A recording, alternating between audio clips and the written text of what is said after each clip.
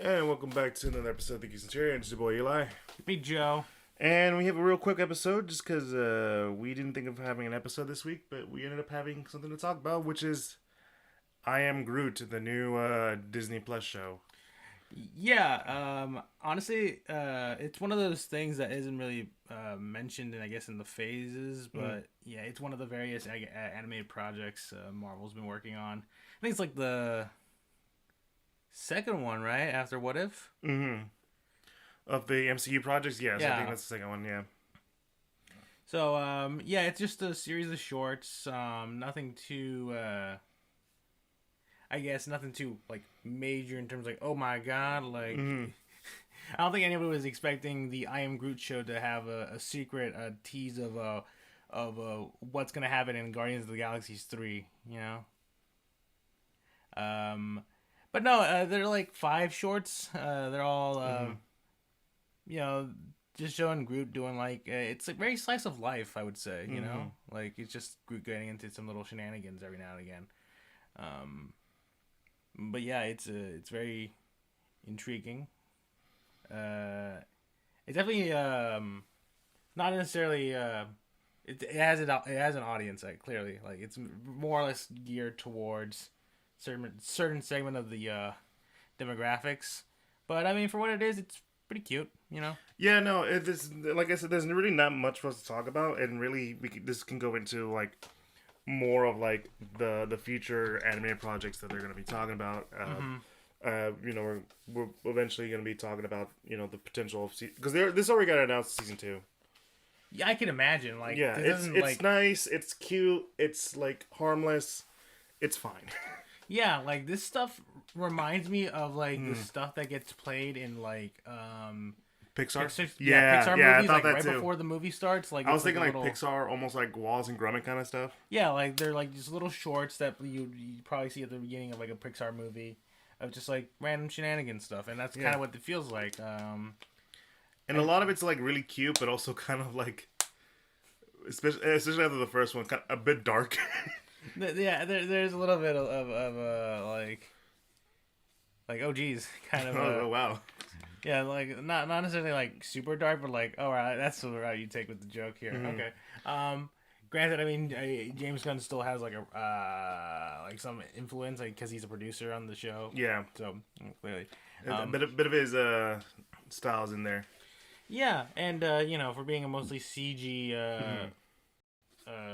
like series of shorts, you know, it looks good for what it is.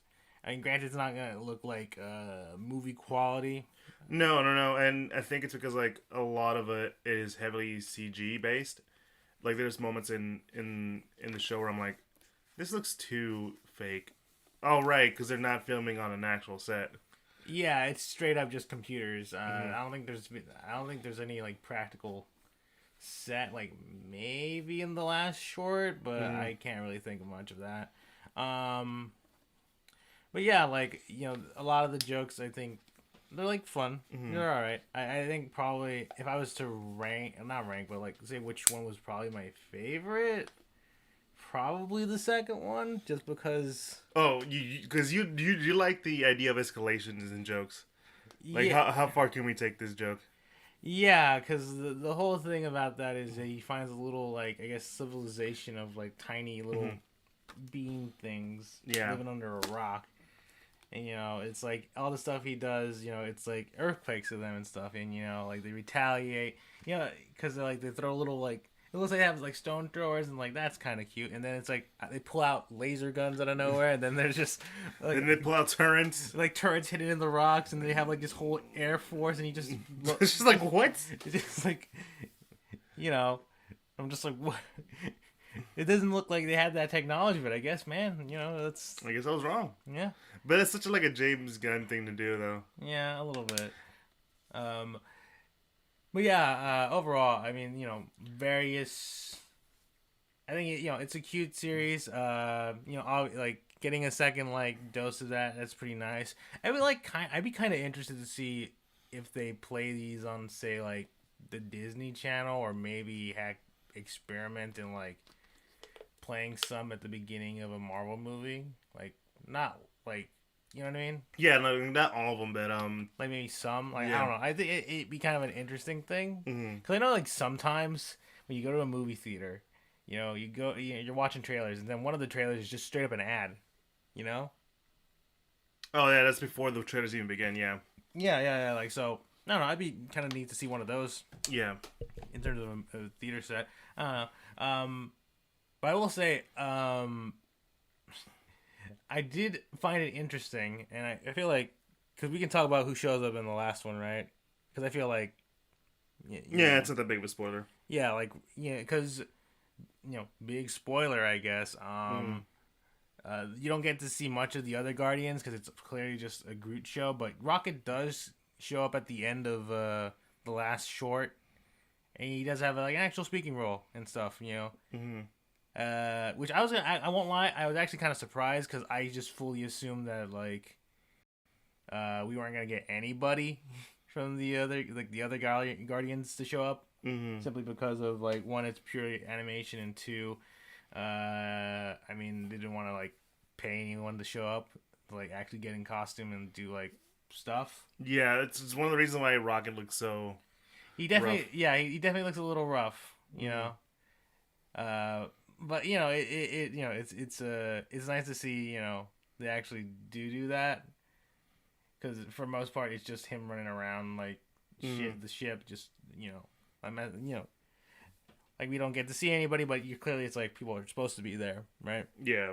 But it's I Am Groot's very cute.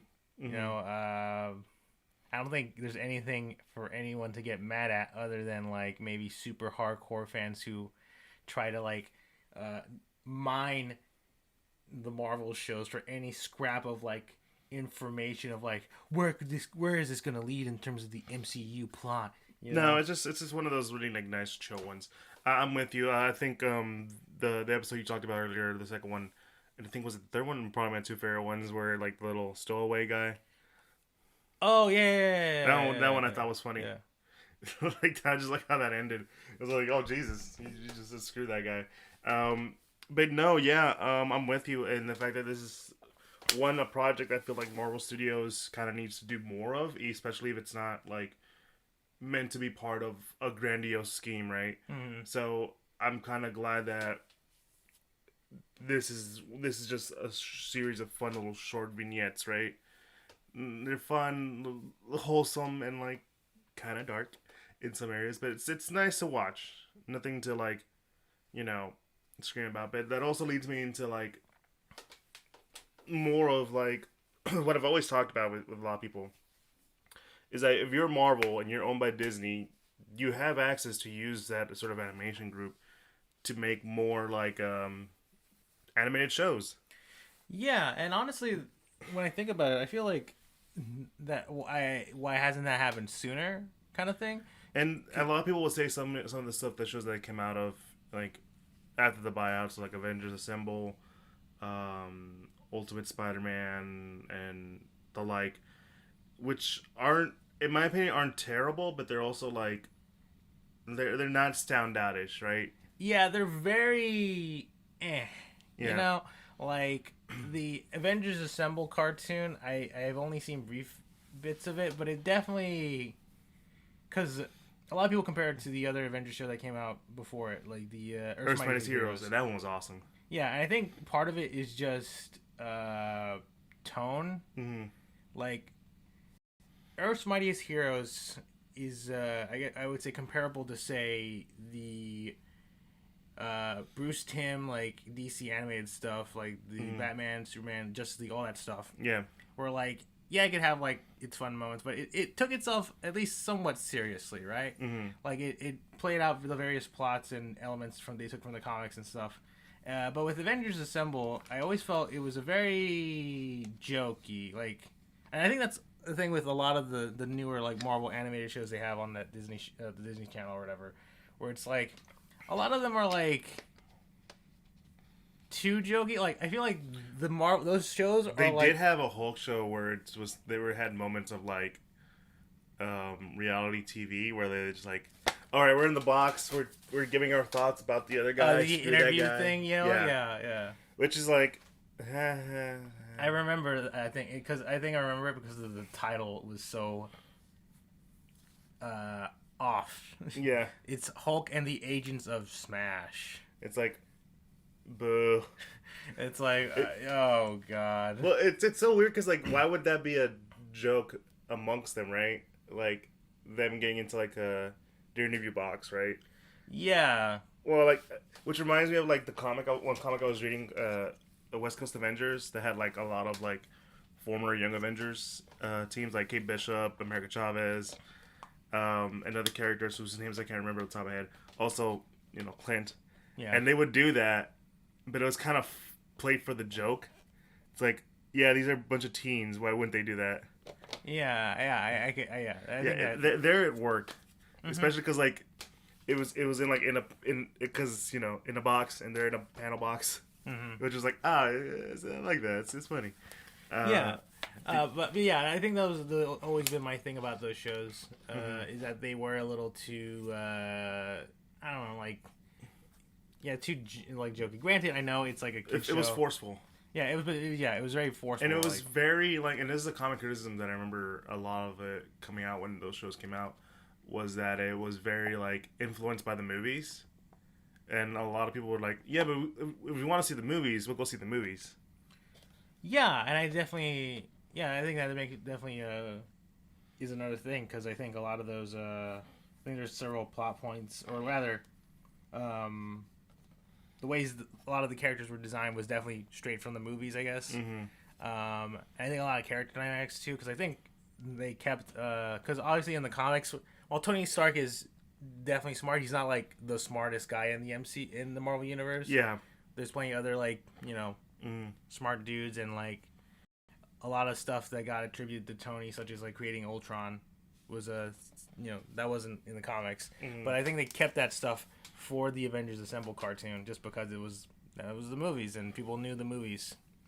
I don't know. It's like, it's always one of those things where I feel like the movies, like, since they're like the bigger things, influence how people see the comic characters. And to be fair, you've even seen that in like some of the comics too, I've noticed.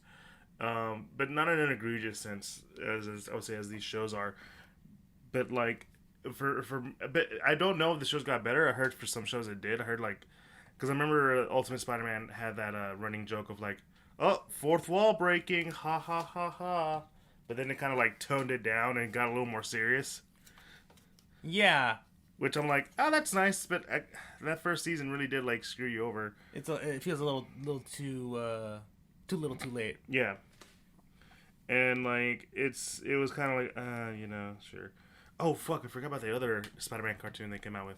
Yeah, the new Marvel's Spider-Man, right? Yeah. Like that one, I think I remember like seeing clips of it, like when it was first coming out. Like it had flashbacks to Uncle Ben, and also Peter was going to school, but he was going to school with Miles Morales, Gwen Stacy, and some other person, and they formed like basically a spider crew. Yeah, the Web Warriors. It was Anya Corazon. Which is, I don't know. I still hate that name. I know it's supposed to be like, it really bothers me. I don't know why. Yeah, it's because it's in Spanish. It's like, it's like, who names their kid? Who has the last name Hart? Doesn't make any sense, But yeah, it's I think I remember just being like, well, that's just an interesting take. Yeah. I mean, like, because obviously, comic book wise, Gwen Stacy in the regular Marvel universe doesn't become a spider person. No, that's an alternate universe. That's an alternate universe Gwen. And granted, now in the Marvel universe, in comics, like Miles and Peter are in the same universe, because before it was like it was in the Ultimate Verse. Yeah.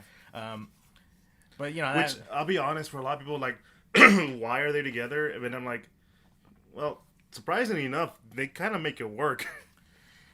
Yeah, like they work together, but they also sometimes like just like, all right, you got that side of New York, I got this side of New York. We'll be fine. We'll be fine. Yeah, and if you need help, just call. I'll be there in a minute.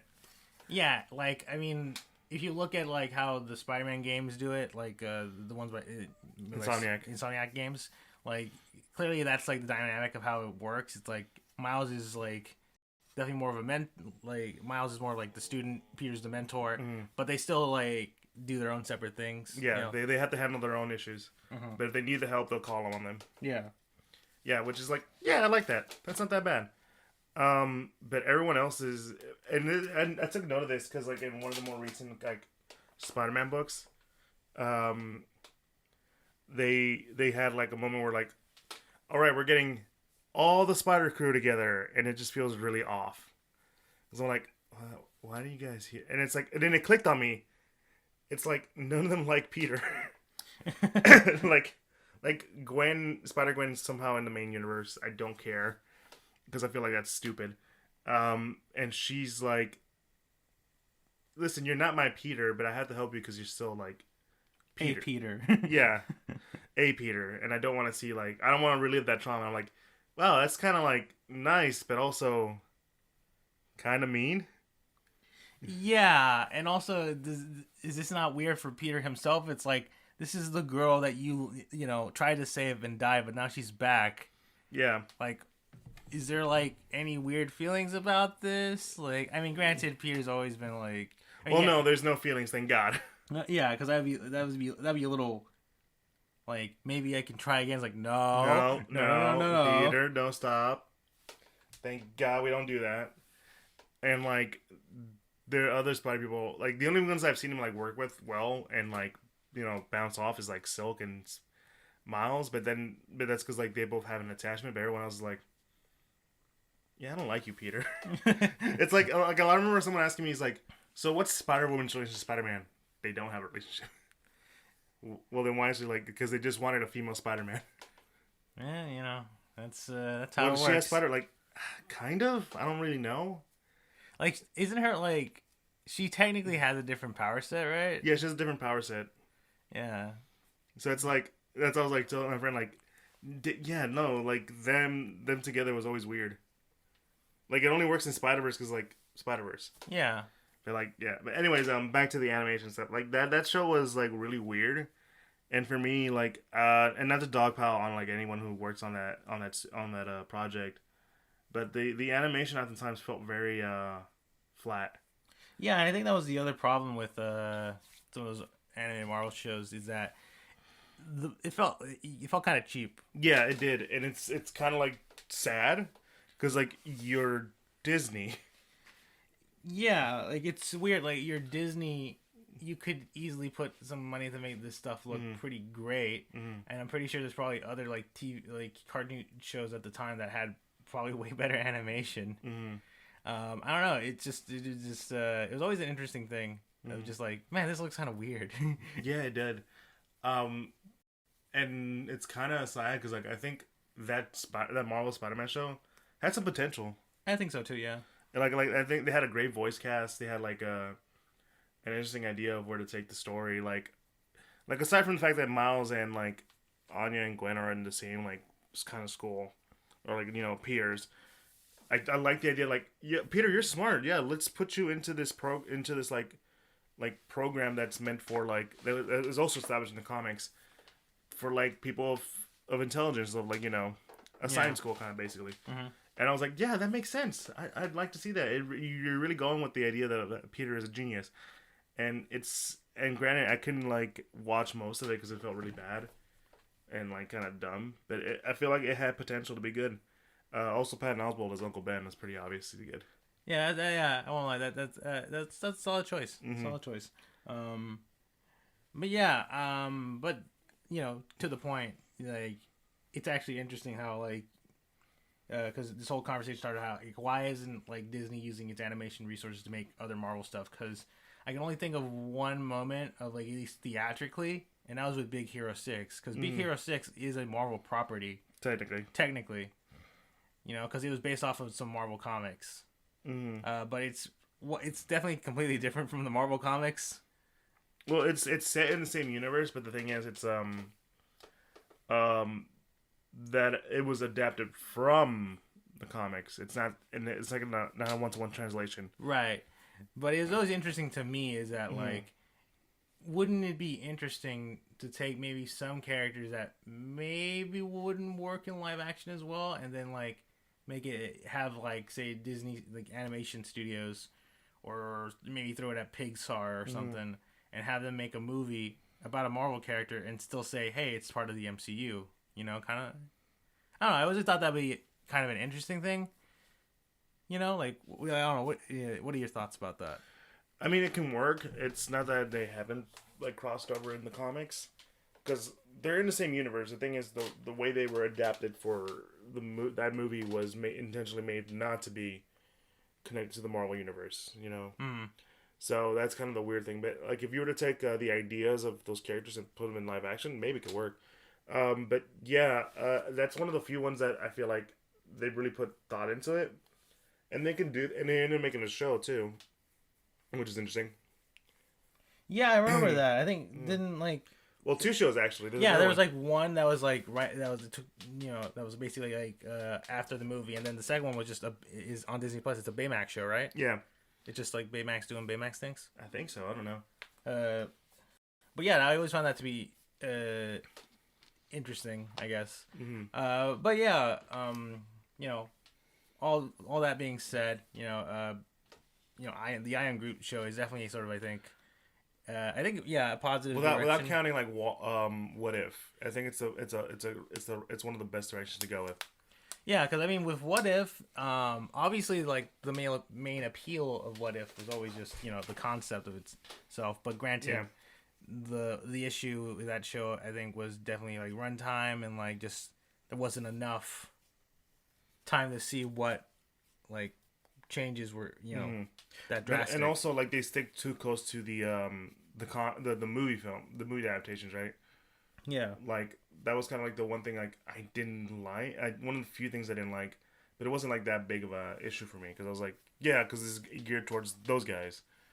But it's been since it's confirmed for season 2. I hope they can do like more,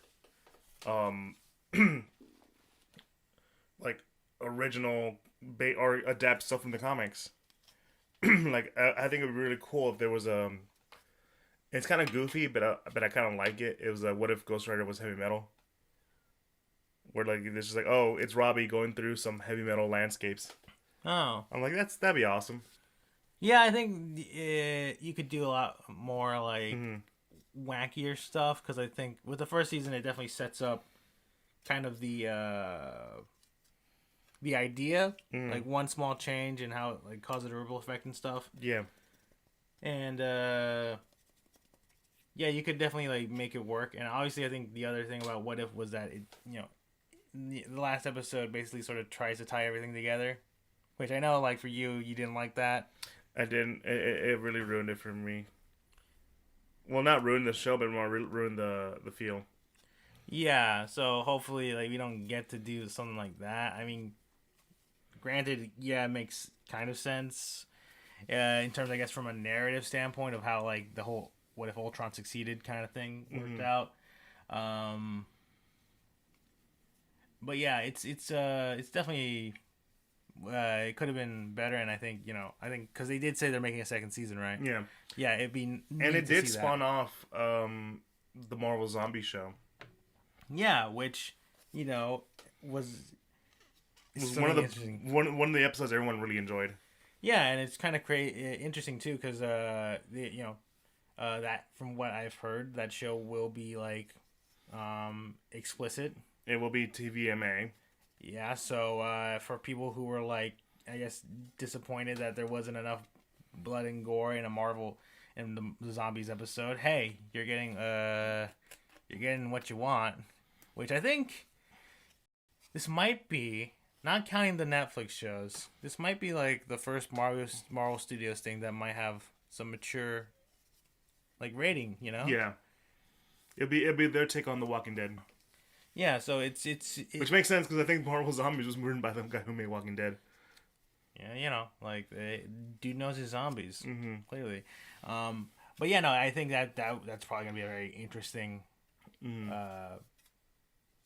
thing, because I mean, like looking at the future of the Marvel Studios' animation on Disney Plus, it's looking kind of interesting, right? Yeah, and don't forget that the one we forgot to mention was Spider-Man Freshman Year. Yeah, like that one is interesting. because part of me thinks that's essentially a prequel. Yeah. Right? Like, this is how we see Peter getting the spider powers, how he, like, setting up everything by the time of Civil War. Yeah. But, at the same time, there's stuff like, I think Norman Osborn's going to be in it. Yeah, Norman's going to be replacing Tony in the scenes. And there's a lot of characters that are replacing other characters, I think. So, like, Harry's going to obviously replace, what's his name?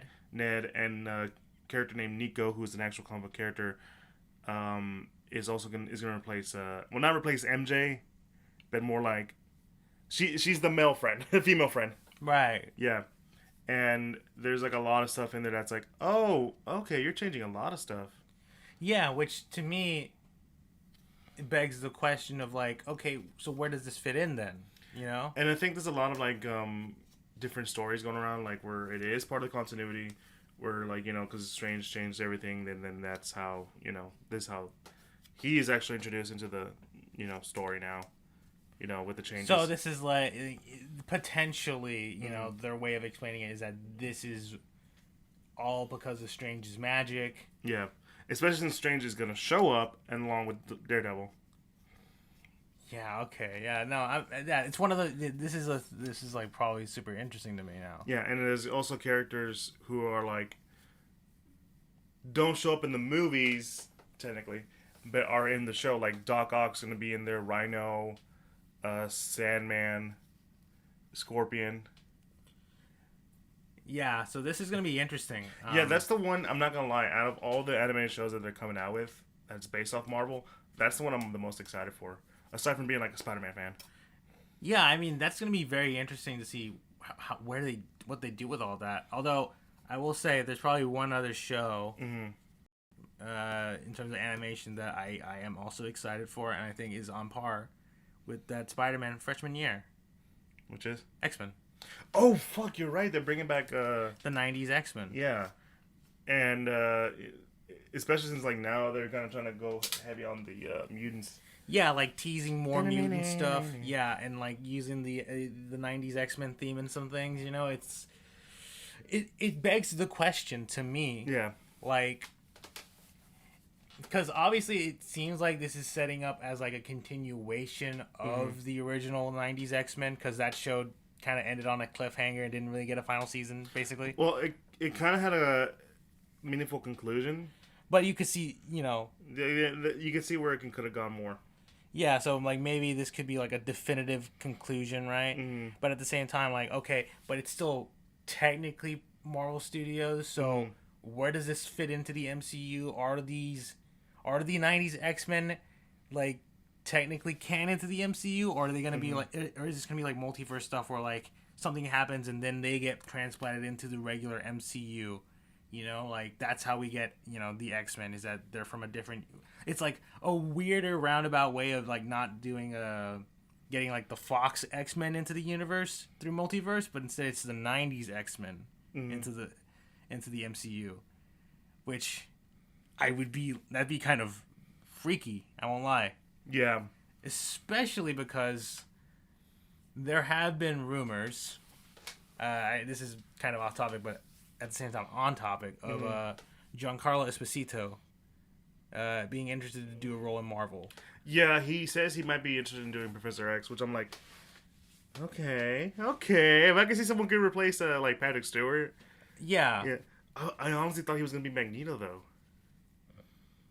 Yeah, because like he just has so many roles as like the villain, but it might be just something really cool to see him as like a good guy, or like kind of a good guy, but also kind of a shithead. Yeah, but I've also seen maybe rumors that he might be Doctor Doom. Oh yeah, no, that's too perfect of a casting. You know what I'm saying? Yeah. So point is that if that, at least the rumor of him being either Professor X or Magneto being true, then it's like, okay, so where do we go from here then? Yeah. Because obviously, that's... All I'm saying is that the implications of what the X-Men show will be is what really intrigues me. Just like how the Spider-Man one's like, okay, is this like how like Spider-Man is being rewritten because of all the stuff that Strange did, kind of thing. It's like, okay, so where does this fit in? Like, like where does the X-Men show fit in? You know, it's like one of those things. Like, it's kind of like how people were like speculating about like WandaVision and stuff. Like, okay, how is this gonna work and stuff? But I feel like more so in terms of like, okay, how we like, okay, so is this like our official gateway into the mutants into the MCU? Like, you know, it's gonna be very interesting to see, and or it could just be, you know, just like I Am Groot, you know, like just kind of a standalone kind of thing, not really that important, but just giving people a mutant injection, you know, just a taste before we get to actual mutants in the MCU. Yeah, you know, like who knows? We'll see. But yeah, I think that's a good spot to like, you know, end the episode. Like but like I said earlier, hopefully, like Marvel has the potential, has the stories, has the method. They just need to find a way to execute it well, especially with the animated side. Because for a lot of people, it was always like DC animated's up, you know, it's the best. And I'm like, yeah, but X-Men and Spider-Man, Earth's Mightiest Heroes. Yeah, like that was always a discussion point of at least the DC animated stuff has always had a higher quality than say Marvel stuff. Even though, yeah, we had the X-Men in the '90s, Spider-Man cartoon in the '90s, Earth's Mightiest Heroes was great. But I definitely X-Men Evolution, Wolverine and the X-Men. Yeah. Spectacular Spider-Man. Yeah, like we've had plenty of great Marvel animated shows. But I think DC has always definitely, I think, tried harder, I guess. Well, they have better hands on there. Yeah. Bruce Timm definitely led the way Timm, on that stuff. I'm forgetting his name, but he was one of the guys who was in charge. He was in charge. He worked on Static Shock. He also worked on Justice League, and he was one of the guys who worked on All-Star Superman. So he had his. If you know who I'm talking about, you know who I'm talking about. I might get Joey to write the name down on the screen before, you know, so we know who I'm talking about. But yeah, so he was like DC Animated was in good hands. I feel like Marvel Animated has potential to be good. Like I always pitch this idea: make Daredevil a Daredevil cartoon in the style of Gargoyles. That would be awesome. Give us that gothic feel. Yeah, you know, just because I feel like there was a moment in like the '90s where not only Marvel animation was pretty solid, but Disney animation.